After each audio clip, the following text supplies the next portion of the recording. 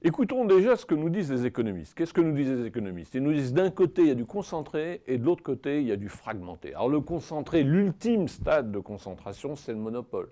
Le monopole, par exemple, ou le quasi-monopole, c'est Microsoft. Et puis juste après, il y a le duopole. Le duopole, c'est quoi? Dans les avions moyens courriers, c'est Boeing et puis Airbus. Et puis encore après, il y a l'oligopole. Alors l'oligopole, c'est quoi? C'est un nombre réduit de vendeurs et puis une grande quantité d'acheteurs. Et puis, quatrième catégorie, moins connue, il y a ce qu'on appelle l'oligopole frangé. Alors ça, c'est quoi? Eh bien, c'est quelques gros offreurs et puis un côté, une partie qui est fragmentée dans l'activité. Et ça, pour bien comprendre ça, il y a un exemple très simple, c'est celui de l'hôtellerie. L'hôtellerie, c'est quoi?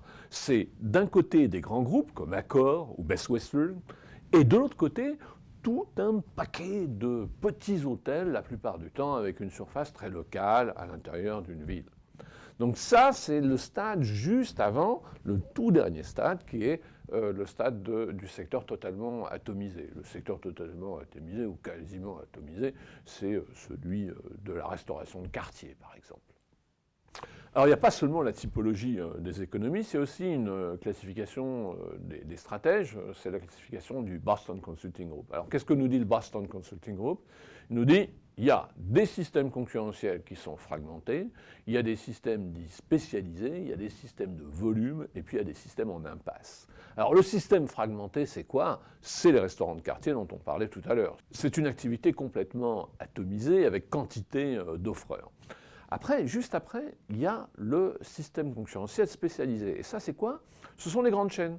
Les grandes chaînes qui, sur un créneau particulier, sur une spécialisation particulière, arrivent à s'installer. Alors, on pense bien sûr à Courtepaille, on pense à Hippopotamus, on pense à Poivre Rouge, et puis par exemple aux États-Unis, Red Lobster. Troisième stade, le stade du volume. Et là, on est dans un système concurrentiel où ce qui compte, c'est essentiellement la taille. Alors évidemment, si on continue sur la restauration, tout le monde pense à quoi? Tout le monde pense bien sûr à McDo, à Burger King, ou même KFC, ou même Pizza Hut. Il y a un quatrième et dernier stade qui est celui de l'impasse concurrentielle. Pour ça, il faut faire un petit voyage aux États-Unis. Si vous allez aux États-Unis, vous voyez quoi? Vous êtes sur l'autoroute, il est l'heure du repas, et vous voyez une food court. Alors vous souhaitez tourner, partir avec votre voiture, vous arrêtez là. Et là, vous êtes face à une grave question qui est, est-ce que vous allez chez Burger King sur la gauche ou bien chez McDonald's sur la droite?